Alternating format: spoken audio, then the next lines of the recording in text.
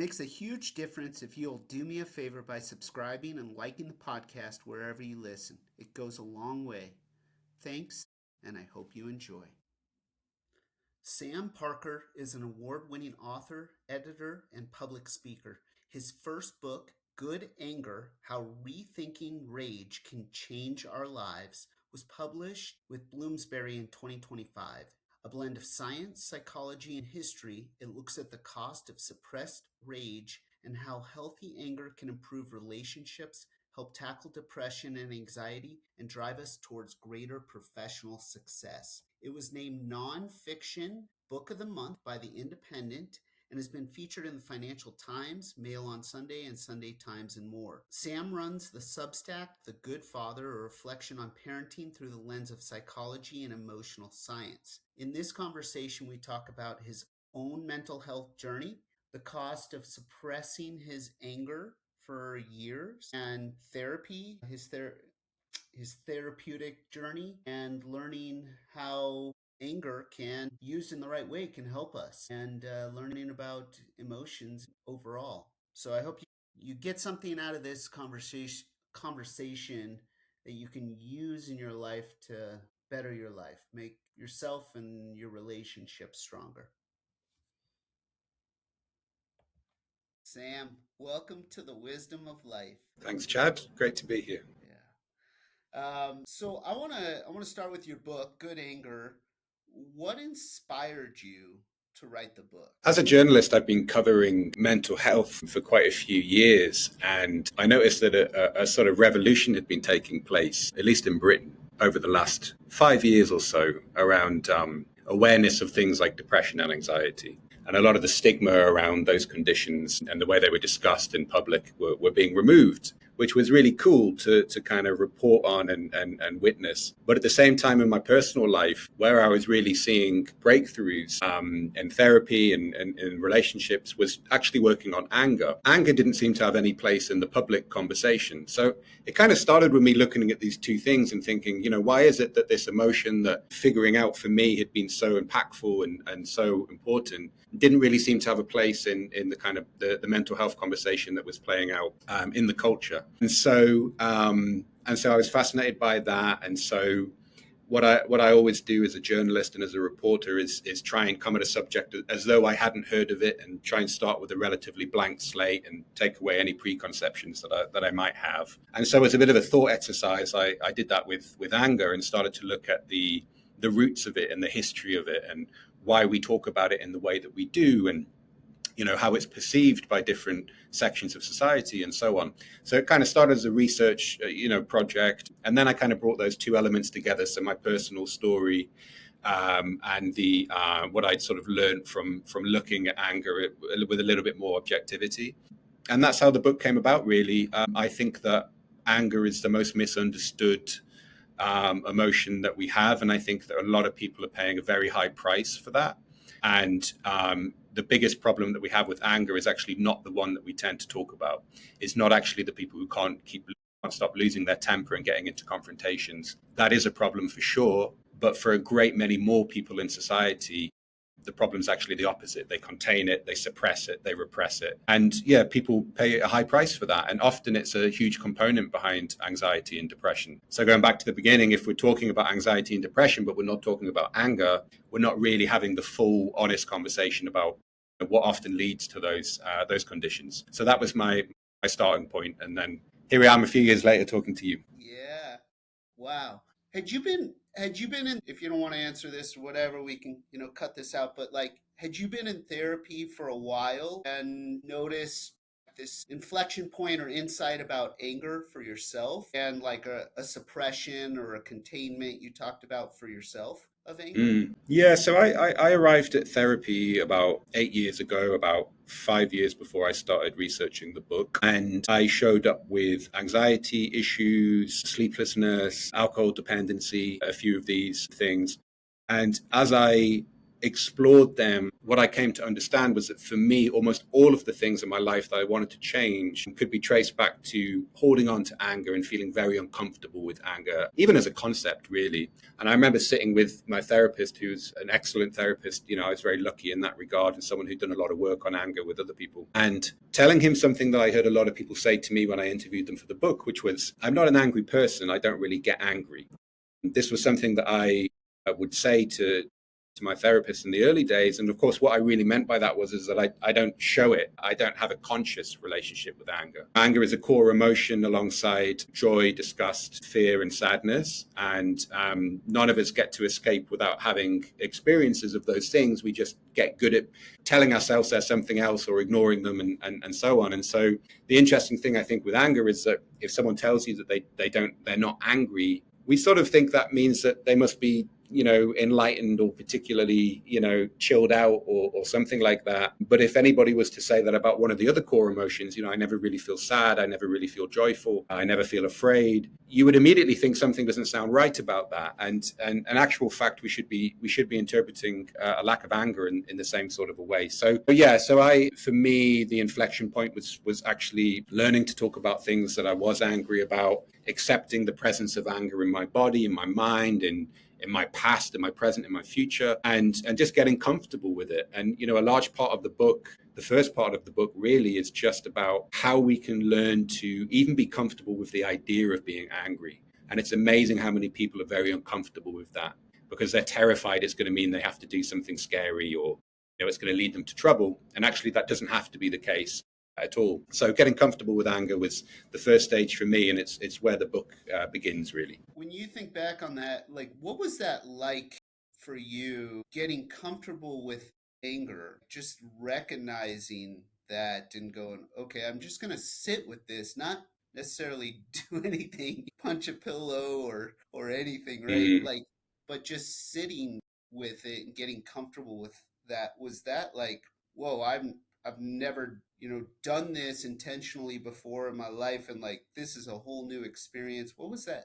What was it like for you? Yeah, it was difficult, and it took a lot of patience and a lot of help from other people. I mean, something that we don't talk about enough, I think, in the mental health conversation is racket emotions, which is when you internalize the idea that one emotion is unacceptable or too dangerous for you to express, and so you kind of learn to put another one in its place. And the famous one is the sad clown, right? The person who feels sad, but they're always trying to make everyone laugh. And quite often for anger, interestingly, this is very common with women. I spoke to a lot of women who have this habit of when they become angry, actually they start to cry. They show sadness instead of anger, and that's because they've been socialized, they've been raised to believe that anger is something that's not appropriate for them. And so that idea that one emotion isn't right for you can come from society, it can come from the family, it can come from your upbringing, usually a combination of them. In my case, I exhibited anxiety instead of anger. And the real breakthrough for me was when my therapist started to say to me, when you feel really anxious, and when the anxiety feels like it's at a sort of a real kind of fever pitched level where you're full of dread, look for the anger. Ask yourself, if I was actually angry in this situation about something that's, some element of this situation that I'm in, what would I be angry about and what would that feel like? And the first time this was put to me, I was like, how can I do that if I don't feel it, But you can, there are ways you can use your body, your mind, meditation, different exercises to tap into emotions that aren't presenting themselves at the surface of your mind. You can find them somewhere in your body, and you can start to learn to sit with them for longer. And that was really the beginning of the journey for me, was to, each time I felt really anxious, I'd look for the anger in the situation and just try it on for size. And it's partly that old thing of, fake it till you can make it. Tell yourself that you can feel the anger, even if perhaps you can't quite yet. But in time you'll tap into it and you'll see that it's there. And what I learned was that so much of the anxiety that I'd been trying to overcome all my life through various different exercises and wellness routines and alcohol and other things like that were less healthy, a lot of it was really anger in disguise. And I think a great many anxious people have a lot of anger in disguise, that they just need a little bit of help to see that that's really what's going on. And depression, of course, it's a fairly well established principle in psychology that depression is often anger turned inward. And if you were to externalize the inner monologue of a depressed person, even if they're very nice to be around and they wouldn't say boo to a goose, or maybe they're the life and soul of the party, but if you were to externalize how they're talking to themselves, then they sound like very angry people indeed, because they're being incredibly harsh with themselves and incredibly unforgiving and incredibly nasty, right? So it's learning to find the angry voice that's going on within you, and quite often people direct it at themselves, even though they're presenting as something else. Yeah. What about society has taught us that anger should not be expressed in a beneficial way? Like, this is an emotion that we need to pretend doesn't exist for us, or needs to be scaled down. Like, why has society taught us this lesson? It's really interesting. I mean, I started with looking into the history of, when did we first start talking about emotions? When did it become a topic of conversation? And it really takes you right back to the very beginning of kind of civilization. We used to talk about emotions. Emotions were referred to as passions, right? If you go back to ancient times, people talked about them as passions rather than emotions. And the passions were always seen as being, like everything else, it was a subject of morality and religion. And so once the book the history section of the book really looks at the history of Christianity and what was the sort of proto list of sins in Christianity were called the 8 evil thoughts. They became the 7 deadly sins over the centuries. But this original list of passions that we should consider sinful, anger was on that. So it goes really back to the very beginning of how we even talked about the way that we feel. Why was anger on that list? Well, I think there's a few things. One is that we still to this day conflate anger with aggression and violence as though they're the same thing. And this is something that sits at so many of the problems that we have with anger. And the way I kind of articulate that is to say, if I was to say to you, Chad, I saw someone yesterday and they were sad, you wouldn't assume that meant that person was curled up in a ball crying their eyes out, right? You would just think that they were experiencing the emotion of sadness. But if I say to you, I saw so-and-so the other day and they were angry, quite often people immediately picture the red face ranting, they're in an argument, something like that. We're so used to conflating anger with aggression. One is an emotion, one is a behavior that we choose to follow. Doesn't always feel like we've chosen it, but it is. It's a behavioral choice. And so I think that conflation sits at a lot of the root of it. I think it's history with kind of with religion and ethics as part of it. And yeah, and the other thing is it really depends like which section of society you belong to. I mean, I figured out quite quickly in researching the book that my license to experiment with expressing anger or reporting the fact that I'm angry, I have a great as a white man, I've got a greater license to do that than, say, a black woman whose anger is judged very, very differently in society. And so when you have to really look at who is the person who has the anger and may wish to express it. The rules for that are very different in our society, depending on who you are and on your identity. So that's another complicating factor. Probably the oldest myth about anger is that it's a gendered emotion, that it belongs to men and boys. And again, that's partly because we conflate it with violence and aggression, which are, more typically male behaviors. But the actual emotion of anger belongs just as equally to everybody. But of course, historically, we haven't talked about it in those terms. And so a lot of women feel as though they shouldn't express anger, or that it's inappropriate for them to do so. So it gets complicated pretty quickly when you look into the reasons why we have this difficult relationship with anger.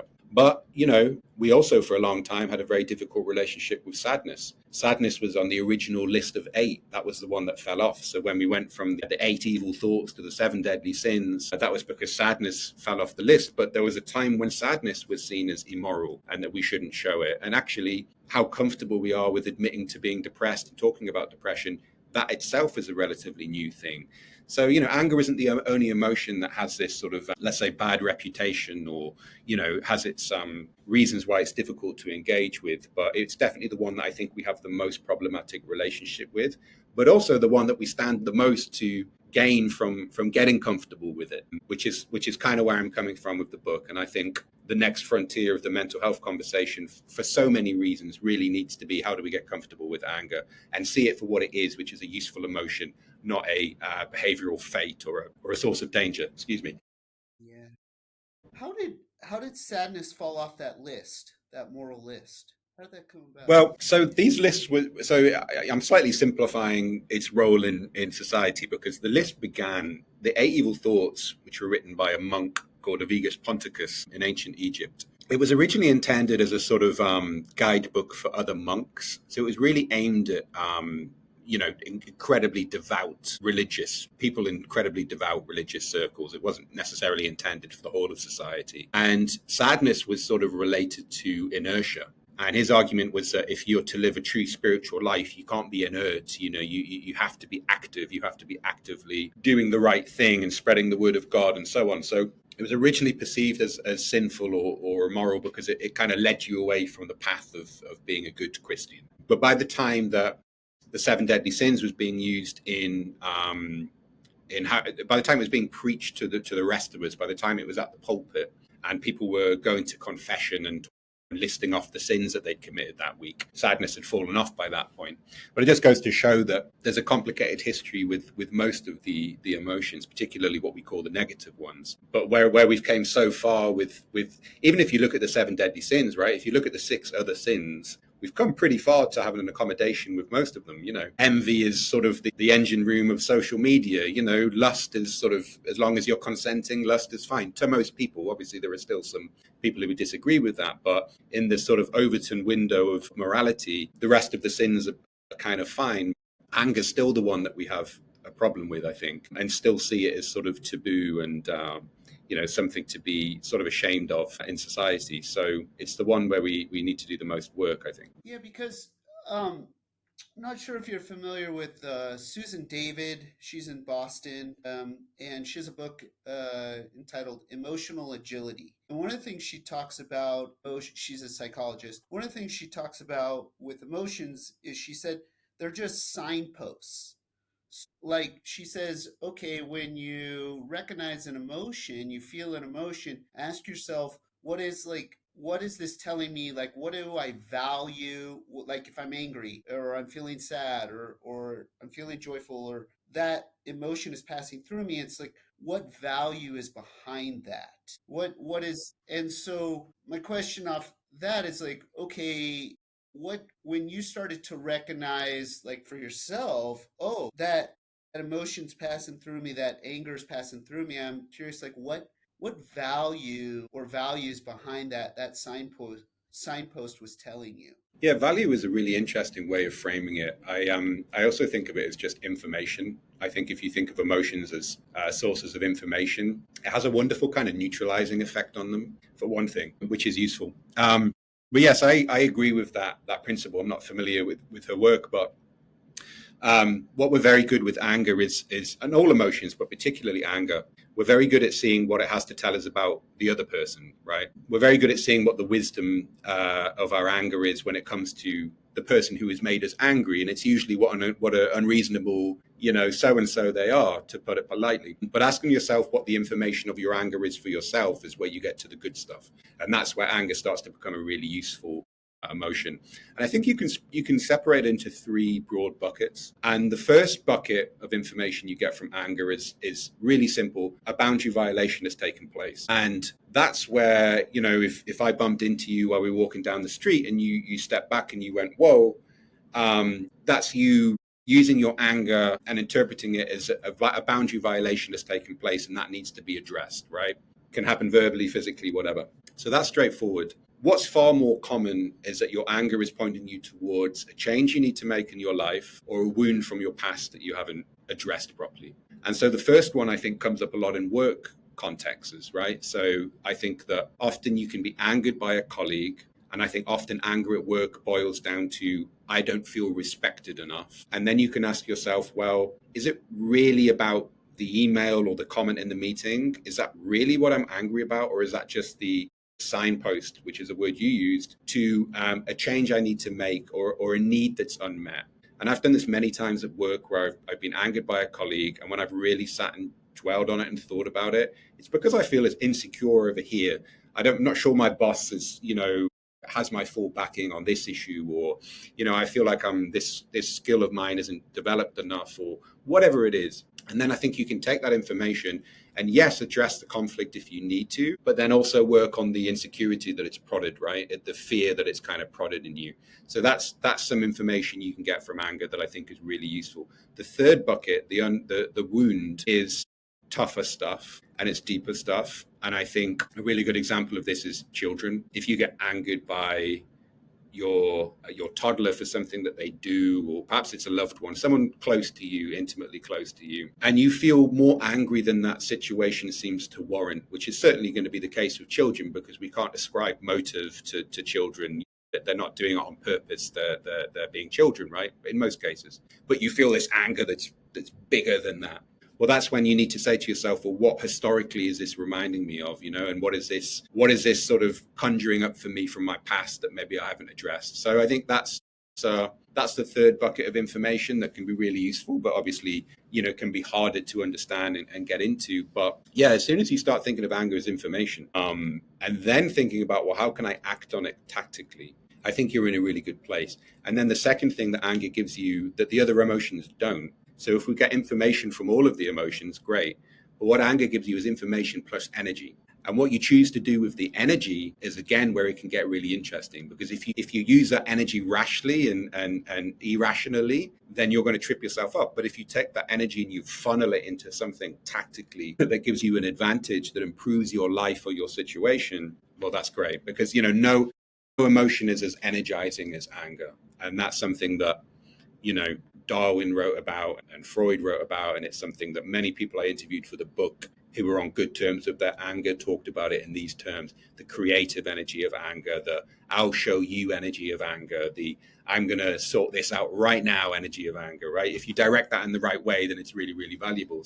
Yeah, so like that work example, if I don't admit to myself that, let's say we're working together and I feel angry because I feel disrespected in a meeting, or a comment you made, or an email or something like that, I don't admit to that. What can be the costs of that in that situation to myself and to in the work environment that you talk about? And then the alternative example where like I recognize it and I admit it and I go, oh yeah, like, and then I do something positive with it. Can you give like an example in that work context? Yeah, so the first question I think is a really interesting one. Something that I looked into when I was writing the chapter of the book that's about work, because I do think workplaces they're such crucibles of unexpressed emotion.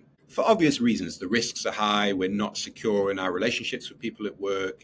There are many different stakeholders in what we do. So of course, it's a crucible of emotional dysfunction, let's say, for most people. So something I looked into in the work context was the quiet quitting phenomenon. Now, why are people quiet quitting? Why are people disengaging? In phenomenal numbers, by the way, in the UK, and I know in the US it's a big problem as well. Where has this come from?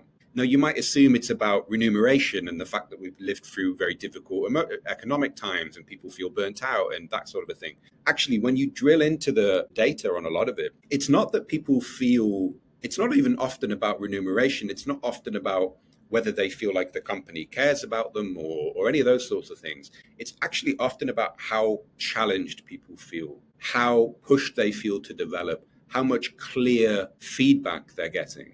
Right. And when you don't get that, you feel stymied, you feel confused, you disengage and you quiet quit. So this was a bigger factor in the statistics, the research that I read into than those other two. What sits behind the reasons why we don't get clear feedback at work? Well, there's many reasons for that. But one, I would argue, is that we have a very dysfunctional relationship with our anger in the workplace. And not only that, but the tyrannical bullying boss figure of the past. We've done the right thing by making that less socially acceptable than it ever was. Now, there are still workplaces where that goes on, don't get me wrong.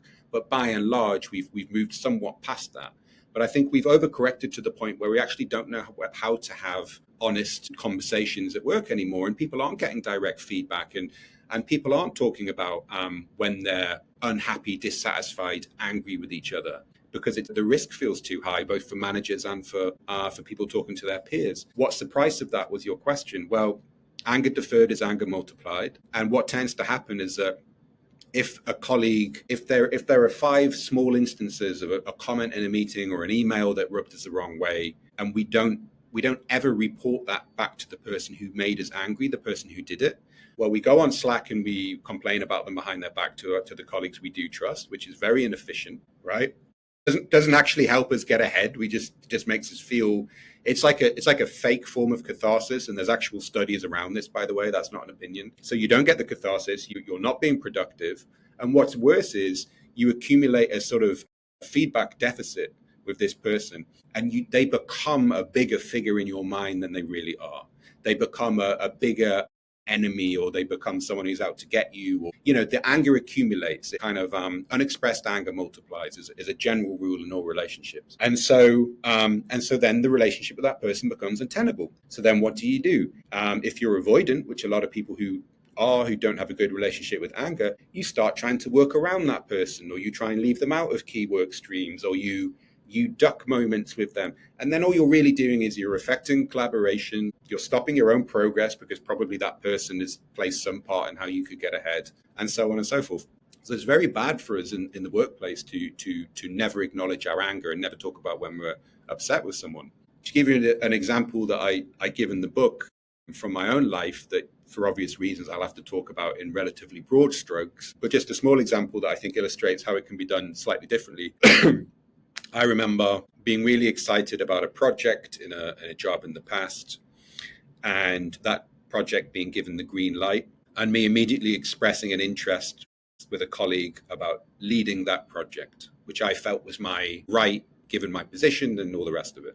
My colleague responded very lukewarmly to the idea of me leading this project, and I immediately I remember reading the email on the train and immediately thinking, this person's out to get me. They're arrogant. They think I can't do it, and just being really upset with the person. Now, had I not acted on that at all the things that we just talked about would have happened for me. I would have went and complained about it, and it would have got in my way, and so on and so forth. And what I did instead was I had a real honest conversation with myself. Well, why did that make me angry? And I realized there were a couple of things. I didn't feel that my boss, not this person, but the person who had greenlighted the project, didn't have confidence in me in a way that I needed to feel that they did. I hadn't been excited about my work for quite a while. This project had come to represent something to me like a renewal. And now that looked like it was being taken away from me. So that had made me angry. So, okay, I need to work on my conversation with my boss. I don't feel excited enough about my work. Neither of these things had anything to do with the person who sent the email. One sec. I don't know. Is that any better there? Yeah, there we go. Where did you catch me to? All right, try again. Cut out. Where shall I go from? So you were talking about, you were on the train and you were going through this anger recognition, and Shall I try and tell that anecdote again and be a bit quicker with it? Yeah. So I'll give you an example, which is one I touch about. Sorry, I'll go again. I'll give you an example, which is something I talk about in the book from when I tried to put this into practice in my own work life, which was a few years ago. I'd been working on a project with a colleague that had just been greenlit. And this was a project that I was really looking forward to. I responded to my colleague and said how much I wanted to lead this project. I felt like it was my place to do so, and I was excited to get started. The colleague immediately poured cold water on the idea of me leading the project, which made me really angry. And I immediately thought, they're out to get me, they're unreasonable, they're arrogant, whatever. That was where I started. But then I had a real conversation with myself where I was like, well, why is this making me angry? It wasn't a decision, it was just a throwaway comment. Why does it make me so angry? And I figured out that, number one, I had an insecurity that my boss, not this person, but the person who'd greenlit the project, didn't have enough confidence in me in certain areas. And I figured out, two, that I'd really just lost enthusiasm for my job. And this project represented something to me that was like a chance to be excited about my work again. So this is two really useful bits of information I got from that one angry reaction to that email. So I took them both away and I had a separate conversation with my boss about both and worked on a whole different work stream that allowed me to address those frustrations. What I also did was go back to the person who'd emailed me and said, what you said about me leading the project upset me. It made me angry. And what turned out to be the case, which is so often true when we actually have these conversations, is that person was very apologetic and explained that explained it to me in a way that helped me understand that they weren't really passing judgment on me. They were acting on their own insecurity. And so many of the things that we get angry about in work, if we were to actually sit with the person and get into it with them and have the confidence to admit that we were upset by it, very, very often you realize that it wasn't done with them.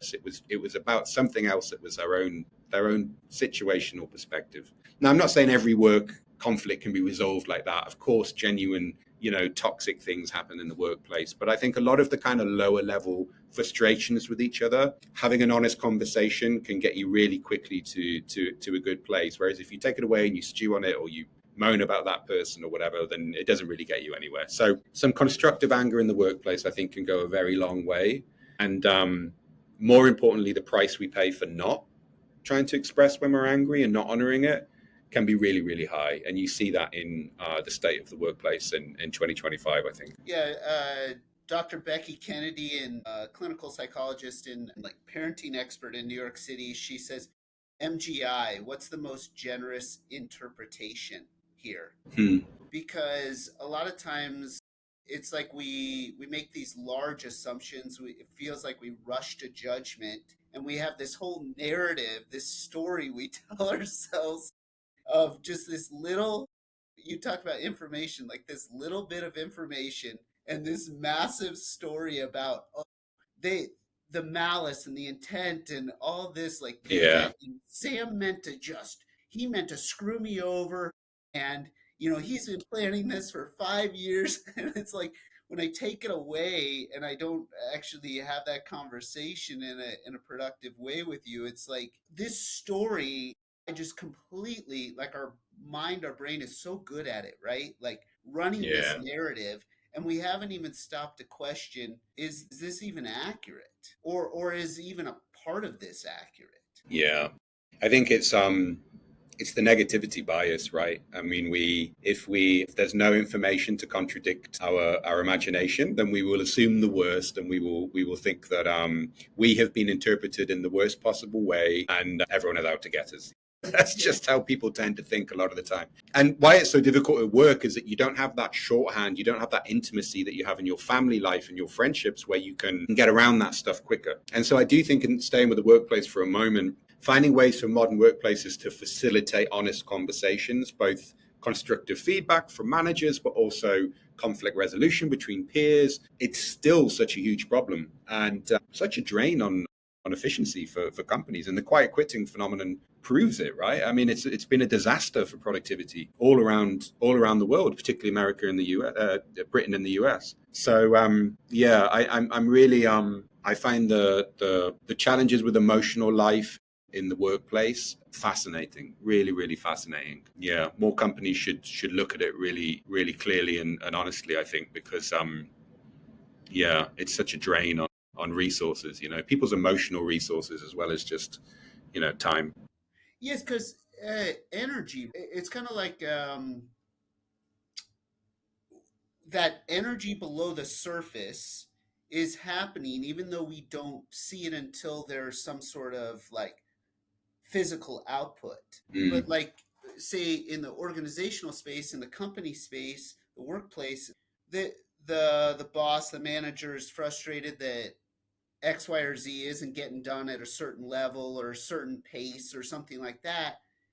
And they think it's just a problem with like the person, Mm. rather than the emotional culture and dynamic of the system of the workplace, right? And so if I'm like, I mean, we all as humans go, well, yeah, if I was trying to balance 10 things physically, like, that's very difficult. But we don't think about the emotional energy of a distractive emotional mindset Yeah. as carrying the same weight. But it sounds like it really does. Yeah, and I think I'm always reminded of the famous, I think, Maya Angelou quote, that people remember how you made them feel, not what you said. And I think it's particularly one of the big challenges of being a leader, being a boss, is that what you say in a meeting, is of consequence, but the way you make the room feel and the emotional tone that you set in your interactions and your feedback and all the rest of it is infinitely more important, I feel, for a leader. And it's very, very hard to get right. But if you have a culture of, let's say, tyrannical positivity, right, which is quite common in workplaces these days, where everything needs to be positive and upbeat, and let's only ever be completely nice to each other, and so on. There's some merit in that in a social sense, but it's not really going to be that helpful for people when it comes to you knowing what you really want and being clear what's expected of them and progressing through their mistakes because they're not being pointed out.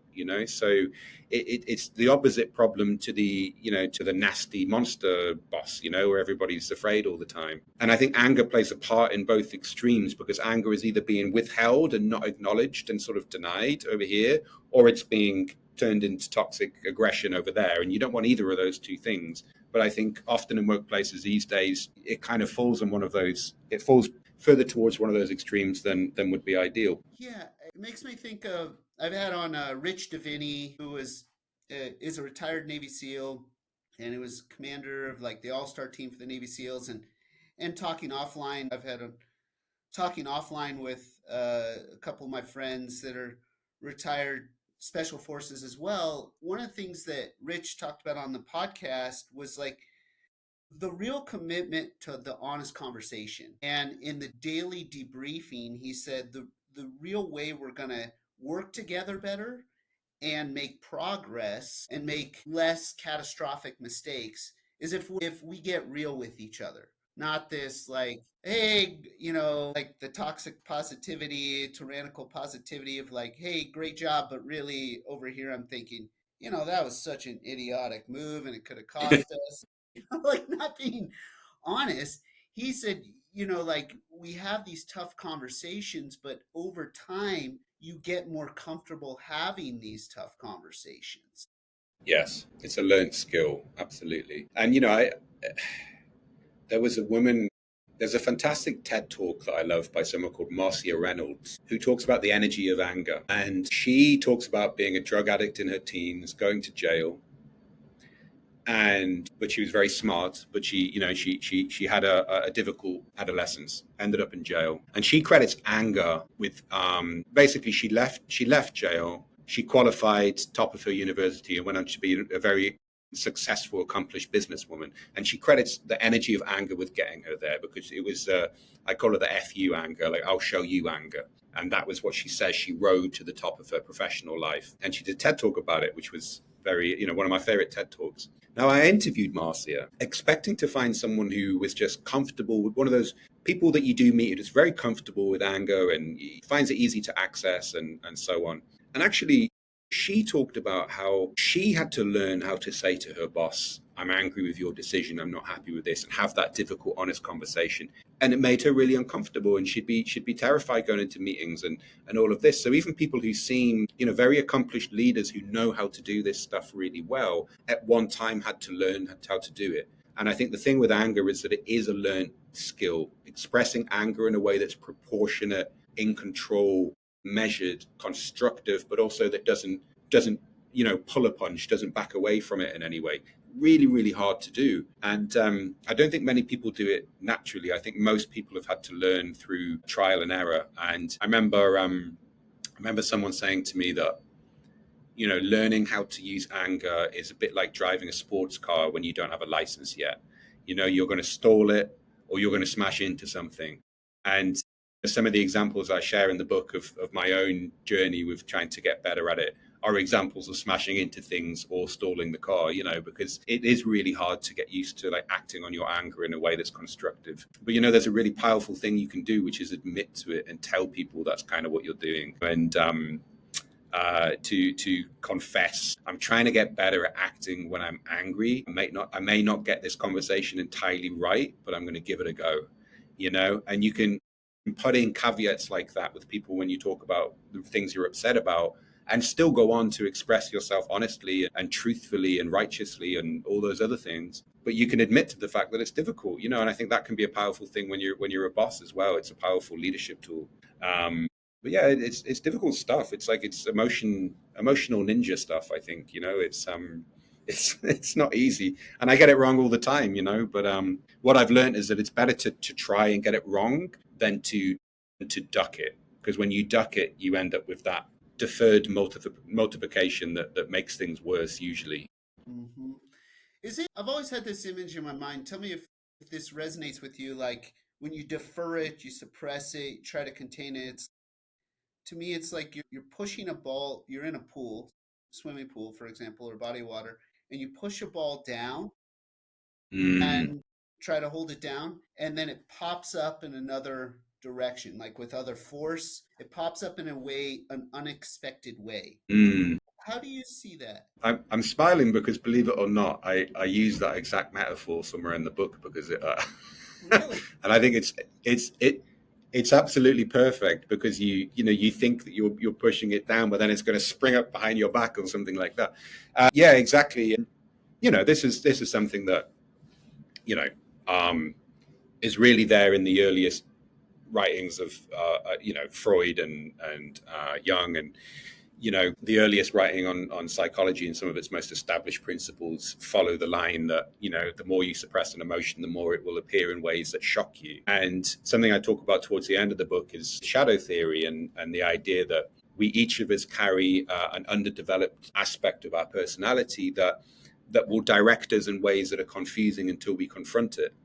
And so, if anger is in your shadow, as it was for me for most of my life, it will burst forth in strange ways, and it can make you very judgmental or very intolerant of other people, or it manifests as anxiety or something else. So suppressing emotions, powerful emotions like anger, takes a toll on us physically, but also psychically, and it will show up in the ways of your life that kind of shock or even appall you. And this was Jung's big theory with the shadow, and I think no emotion sits so neatly into that principle as anger, actually. So yeah, it's the person who is repressed sexually will see debauchery everywhere in the world. That's the other thing, is that you can start projecting it into other people. And yeah, I think the world doesn't need any more projecting onto other people. We're in a bad state of affairs politically, socially anyway, with people doing that, I think, and reading malice into other people, perhaps because they're not comfortable with the malice inside themselves or the anger inside themselves, so they see it in their neighbor or they see it in the someone else in society. So yeah, it has long and far-reaching consequences, I think, when we deny our Yeah. Well, if we only had 9 more hours, Sam, we could really get this. I feel like we've only scratched the surface here, and this is. I can't actually go a little longer, Chad, because the meeting after me has been cancelled. So I'm good to go for a little bit, but not too much longer. But I hope it's been interesting. I've It's enjoyed been. Yeah, chatting. it's been amazing. This is incredible. Yeah, unfortunately, like I have to go as well. Okay. So, like in closing, as we're coming up on time, where can people follow you and find out more about your work, get your book, and yeah, any closing final thoughts that you want to share with the audience? Well, the book is on Amazon and the usual online stores. I also do a Substack, Good Anger, same title as the book. I suppose my closing thought, and this is the bit of the conversation that you don't always get to, is that I think people are a little afraid of working on anger because they think it means it's going to turn them into an angry person, or that they're going to have to spend their life mired in confrontation all the time. And I think the takeaway that I'd love for people to consider is that, paradoxically, the more you work on anger, the more peace you bring into your life. And it's kind of going back to the shadow stuff that we talked about.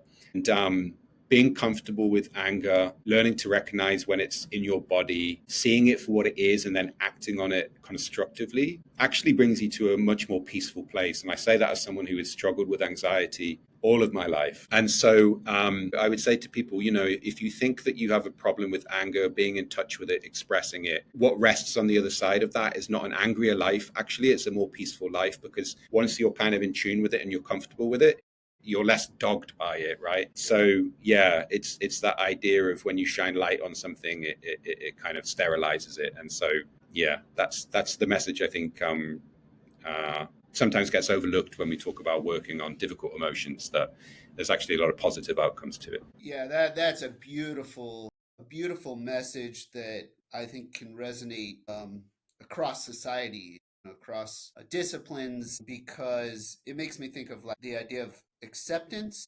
intention, action. And rather Yes. than being like whipped around by a force that I don't even know or want to admit is there, it sounds like it can put me in the driver's seat to say, okay, like, yeah, I'm feeling angry, or this energy's passing through right now of anger, but I don't have to go and write a crazy email at work and accuse somebody of something, or like instead Mm. it makes you much more effective, I feel like, in all types of relationships, naming it, admitting it, sitting with it, and like you said, makes you can make you much more peaceful. Wow, don't we need that in the world right now and going forward? So Yeah. I highly recommend that people read your book and read your work, follow you on Substack, and I'm very excited to read your book and continue to follow you. And thank you, Sam, for sharing your story and also sharing these insights with the world, because I think it's greatly needed. Thank you. No, I've really enjoyed talking to you, and I've appreciated the way you frame things as well. There's been a few things that you've mentioned that I'm going to go and read up on myself. And yeah, it's the great thing about this topic is that there's almost no end to the learning you can do around emotional health, and the more different ways we can frame it to ourselves. I think yeah, you're arming yourself in a really useful way by doing that. So thank you. It's been great. Thank you. Thank you for listening to this episode. I hope you enjoyed it. Subscribe wherever you get your podcasts, and if you liked it, please share with a friend on social media. That goes a long way to promoting this podcast so I can continue to interview and share these conversations with fascinating people. You can follow me on social media, Chad Stoloff, and visit my website, chadstoloff.wordpress.com, for more information. I'd love it if you would leave a review to support the podcast. Thanks so much. Until next time.